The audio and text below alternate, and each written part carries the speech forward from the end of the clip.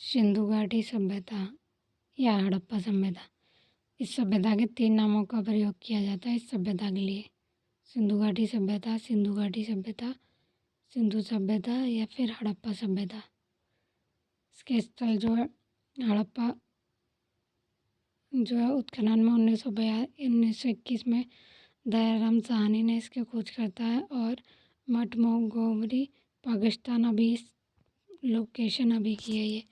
मोहनजोदड़ो का उत्खनन 1922 में हुआ, लाकल दास बनर्जी ने किया।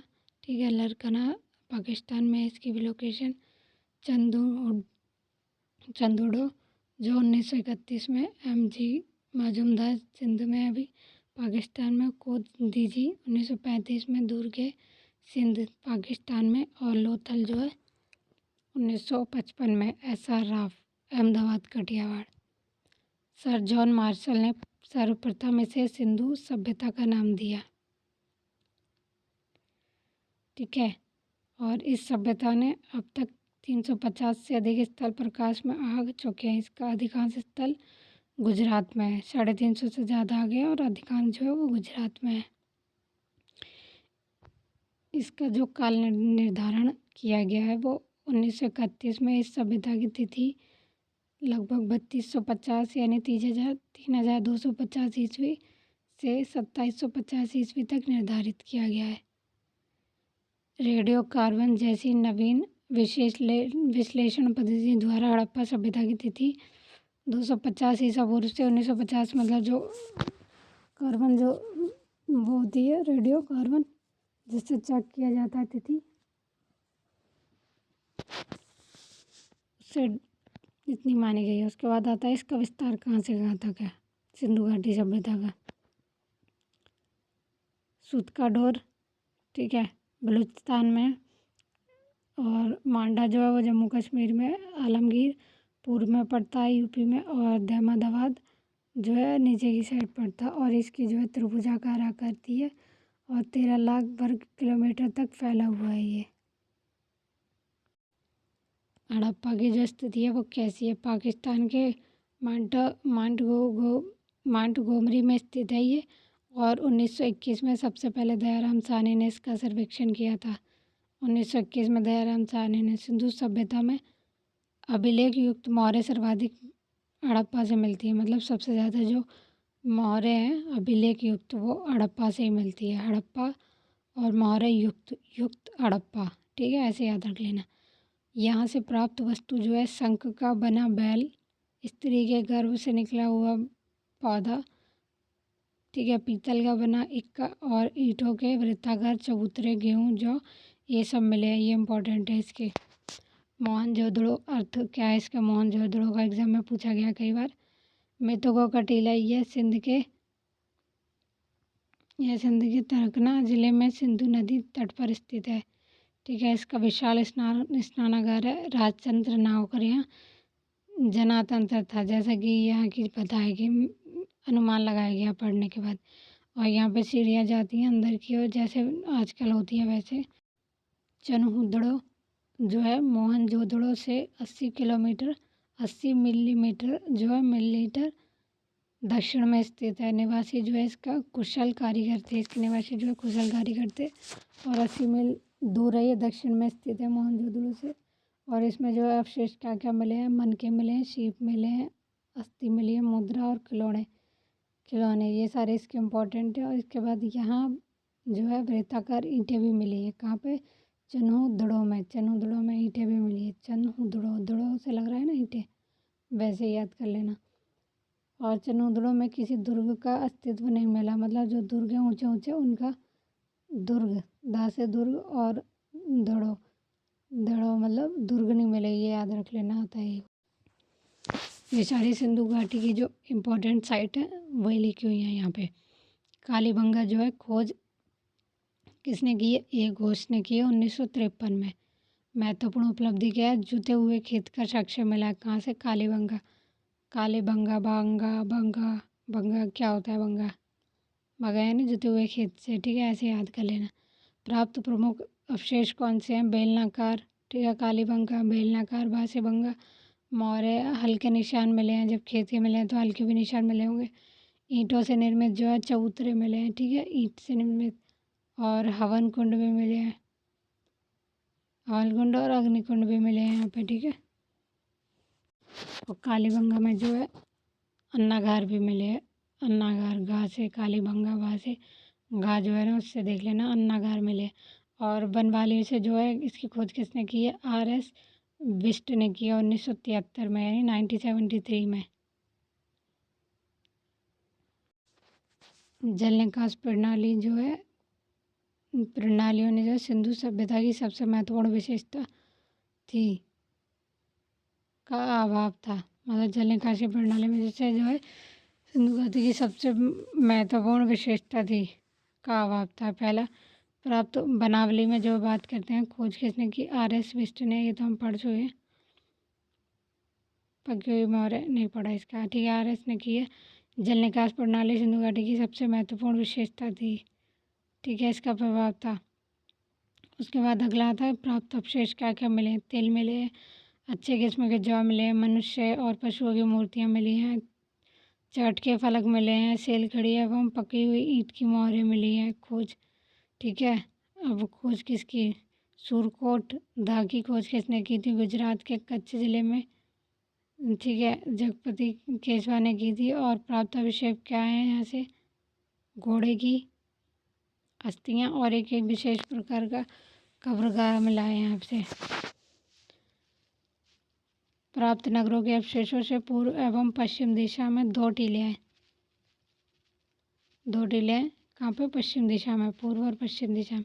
पूर्व दिशा में स्थित टीले पर आवास के क्षेत्र के साक्ष्य मिले हैं, पूर्व में आवास के क्षेत्र मिले, और पश्चिम के टीले के जो मतलब साक्ष्य मिले हैं वहाँ दुर्ग के साक्ष्य मिले हमें, ठीक है। ये इसकी जो सड़कें हैं वो निर्धारित योजना के अनुसार निर्मित थी। सड़कें एक दूसरे को समकोण पर काटती थी। कालीबंगा में निर्मित सड़कों एवं गलियों का एक समकोणिक ढंग से बनाया गया था। और अगला पॉइंट है इसका, नगर की प्रमुख सड़क को क्या कहते थे? प्रथम सड़क कहा जाता था। नालियाँ कैसी थी इसकी? जल निकासी प्रणाली जो है सिंधु घाटी सभ्यता में अद्वितीय विशेषता थी, मतलब बहुत अच्छी विशेषता थी, जो हमें अन्य किसी भी सभ्यता में देखने को नहीं मिलती है। नालियाँ जो है गिरिजन पद्धति पर आधारित थी, और नालियाँ ईंटों या पत्थरों से ढकी हुई थी। कुएं जो है वो कालीबंगा के अनेक घरों में अपने अपने कुएं होते थे। कुल 700 कुएं के अवशेष मिले हैं। ईंटें कैसी थी? ईंटें हड़प्पा सभ्यता में हड़प्पा, मोहनजोदड़ो और अन्य प्रमुख नगर पकाई गई ईंटों से पूर्णतः बने थे। मतलब ये जो मोहनजोदड़ो, हड़प्पा वगैरह जो जगह थी वो पूरी तरह ईंटों से बनी हुई थी, जबकि जो कालीबंगा, रंगपुर नगर था वो कच्ची ईंटों के बने थे। पकी हुई ईंटों के टेराकोटा कहा जाता था, मतलब टेराकोटा कहा जाता है पकी ईंटों को। और सामाजिक व्यवस्था क्या थी? हड़प्पा समाज पूर्णतः मातृ सत्तात्मक था, क्योंकि वहाँ पे जो है वो माताओं की मूर्तियाँ ही मिली थी। जैसे समाज में अनेक वर्गों में विभाजित था, जैसे पुरोहित, व्यापारी। हाँ, समाज जो है अनेक वर्गों में व्यवहारित था, क्योंकि साक्ष्यों से पता चलता है, पुरातात्विक चीज़ों से। उसके बाद अनेक वर्गों में पुरोहित, व्यापारी, अधिकारी, शिल्पी, जुलाहे एवं श्रमिक। शवों को हड़प्पा सभ्यता में दफनाया जाता था, जबकि मोहनजोदड़ो में जलाया जाता था। मोहनजोदड़ो, ठीक है, जोदड़ो से जलाया जाता था। और हड़प्पा में यानी हड़प लिया जाता था, यानी दफना दिया जाता था, ऐसे याद कर लेना। उसके बाद लोग मांसाहारी और शाकाहारी दोनों थे, मतलब मांसाहारी भी थे लोग, दोनों तरह से थे, क्योंकि ज़्यादा तो वो उस टाइम हुआ नहीं था। सही बात है ना। हड़प्पा सभ्यता के लोग युद्ध प्रिय कम शांति प्रिय अधिक थे। मतलब हड़प्पा के लोग जो थे वो शांति प्रिय लोग थे, वो युद्ध नहीं करते थे। उनके पास ना तो लोहे की कोई लड़ने वाली चीज़ थी, ना तलवार थी, वो परिचित ही नहीं थी इन चीज़ों से। उसके बाद अगला आ जाता है भोज्य पदार्थ कौन कौन से थे इनके? गेहूँ, जौ, मटर, तिल, सरसों, खजूर, गाय, सुअर, बकरी का मांस, मछली आदि जो है मांस खाते थे ये लोग। और वस्त्र जो है सूती एवं ऊनी दोनों प्रकार के होते थे उस टाइम में। मनोरंजन के लिए पासे का खेल, नृत्य, शिकार, पशुओं की लड़ाई आदि प्रमुख साधन थे इनके। और धार्मिक जीवन कैसा था, हड़प्पा सभ्यता के लोग जो है पशुपति नाथ की मातृ देवी के जो वृक्ष प्रति की जो पशु जल आदि की पूजा करते थे। मतलब जो हड़प्पा सभ्यता के लोग थे वो मातृ देवी की पूजा करते थे और हड़प्पा सभ्यता के लोग धरती को उर्वरता देवी मानकर इनकी पूजा करते थे, जैसा कि आज भी भारत में देखा जाता है। हड़प्पा सभ्यता में ओम स्वास्तिक चक्र क्रॉस के भी साक्ष्य मिले हैं। स्वास्तिक और चक्र सूर्य पूजा का प्रतीक था उस टाइम में भी। बताओ कितना आगे होगा। आर्थिक जीवन कैसा था इनका, हड़प्पाकालीन अर्थव्यवस्था कैसी थी, सिंचित कृषि थी और पशुपालन था उस टाइम में। विभिन्न दस्तकारियों में दक्ष थे, आंतरिक और विदेशी व्यापार भी पर भी आधारित थे उस टाइम में। देख लो, कृषि नवंबर के महीने में बाढ़ वाले मैदान में बीज बो देते थे और अप्रैल में गेहूँ और जौ की फसल, ठीक है। 9 प्रकार की फसलें होती थी, चावल, गेहूँ, जौ, खजूर, तरबूज, मटर, राई, तेल आदि। ये सभी 9 प्रकार की फसलें होती थी उस टाइम में। बताओ, उसके बाद आते हैं हम पशुपालन पे। पशुपालन कैसा था इनका, लोग जो है बैल, भेड़, बकरी, सूअर आदि जब पालते थे उस टाइम में भी। और कूचड़ वाले सांड जो है इस संस्कृति का विशेष महत्व था इस टाइम में। समाज में वस्तु विनिमय प्रणाली था, क्योंकि उस टाइम में पैसे नहीं चलते थे इतने, तो वस्तु विनिमय ही चलता था। उसके बाद सिंधु सभ्यता में विदेशी व्यापार भी था। कैसे आयात वस्तुएं की जाती थी और कौन कौन से प्रदेश से की जाती थी वो साइड में लिखा है। जैसे तांबा कहाँ से किया जाता था, खेतड़ी से बलूचिस्तान और ओमान से, चांदी अफगानिस्तान ईरान से, सोना कर्नाटक अफगानिस्तान से, ठीक है। टीन अफगानिस्तान ईरान से, गोमेद जो है वो सौराष्ट्र से और शीशा ईरान से, ये सारी। और ठीक है, मौर्य सेलखेड़ी नामक पत्थर की बनी होती थी जिसकी आकृति अलग अलग होती थी। लिपि कैसी थी, हड़प्पा की जो लिपि थी वो भाव चित्रात्मक थी, ठीक है। पिक्टोग्राफ होती थी, मतलब बनी हुई होती थी।